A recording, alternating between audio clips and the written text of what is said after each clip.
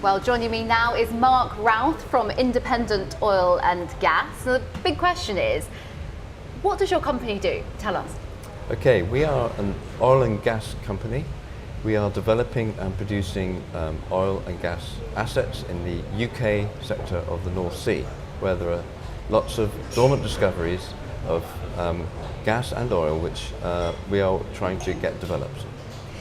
Is this the kind of business that people want to invest in? Why should they invest in your company?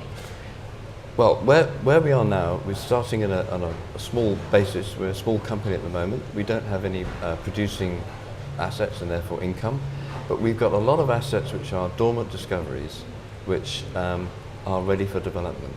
We're not an exploration company, so we don't bet the farm on an exploration well. What we're about is about getting dormant discoveries, licensing them from the government, getting them to a point of development by submitting what's called a field development plan to the government, where they approve the plan to develop the oil or the gas. We're focusing at the moment on a collection of gas assets just offshore the coast of Norfolk. They're some 40 or 60 kilometres offshore, very close to the shore. And we're putting them together, these small gas fields that have been overlooked or bypassed by the major companies. And we're putting them together in hubs. And a hub means you've got 2 or 3 little fields, you put them together, and we can develop those gas fields economically, whereas the larger companies wouldn't want to do that because it doesn't make sense for them. So we're collecting together several different hubs, and we're going to export the gas into the pipelines into the UK North Sea, from the UK North Sea to the coast of Britain, to sell the gas to people who want to heat their homes.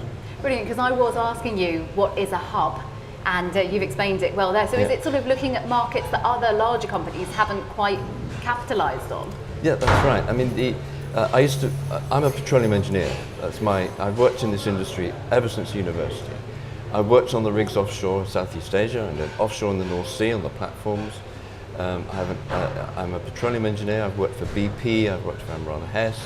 I've set up my own company before. This company, what we're concentrating on is developing gas. And we have these hubs, as I say, that the major companies need to go off and explore in far-flung jurisdictions and places where it costs a lot of money to develop. You know, Brazil, Angola, deep water. That's not something for a small company. But the small companies can come and get the dormant discoveries that are in the North Sea, and there are lots of them. And they can string them together in a cost-effective manner and get them developed. And that makes money for the shareholders of our company, but it makes money for the exchequer, because that means that they can get the tax revenue from the developments. And furthermore, we're going to be employing people in the UK to build the platforms, to lay the pipelines, to drill the wells. And it's just a win-win situation for everyone. So, just so I get it straight, is it that you're focusing on the North Sea? The North Sea is where you are going to be working? Yes, it's where my experience is. The offshore North Sea is where I've worked for the bulk of my career. A lot of people said the North Sea is dead and it's not going to work and it's too expensive. What is needed is for the small companies to come along and find a new way of developing these fields in a cost-effective manner to get the lifting costs down. The lifting cost is the cost per barrel or the cost per therm of gas actually delivered to market. If we can get the cost of doing that down, then we can make money for the company and therefore also for the UK. Well, that's what people here tonight want to know. Can you make money for them? Absolutely. I mean, the point is about independent oil and gas is that management owns some 23% of the company. We are very focused on creating shareholder value and making sure we can develop these assets on a low-cost basis. Now, it's going to cost hundreds of millions of pounds to develop these fields. What we're finding is we've got blue-chip service companies and industry leaders who are willing to fund us to get this gas to the market, and they will be paid back from the production that we get. And we're aiming to get production from these gas hubs by the end of 2018. Now, that seems a long time for some investors, but in oil and gas terms, that is double quick. It takes a long time to do this stuff. And there's still money in oil and gas? Well, it's all down to price of the oil and the gas. Now, the oil market has had a torrid time just recently, and we've seen oil prices stabilise in the mid-50s. And that what we need is stability. What we can't have is volatility with the price of oil going up and down, up and down. The gas price is delinking now from the oil price. They used to be linked closely together. Gas price is now not so much. We're getting LNG imported from far-flung places, and we're getting gas imported from Russia, for instance. Now, that is not necessarily a good thing. Importing gas from Russia, by the time you've pumped it from miles and miles away, all the losses along the way, the compression, all of that you have to do, you lose a huge amount of energy doing that. And it's better actually to burn coal in this country than to burn gas. And now coal is not a good thing to burn. It's 23 times worse than gas for the environment. So gas is the environmentally friendly fuel of all the fossil fuels. So we don't want to be burning coal, we want to be burning gas. But if you pump it for long distances, that is bad.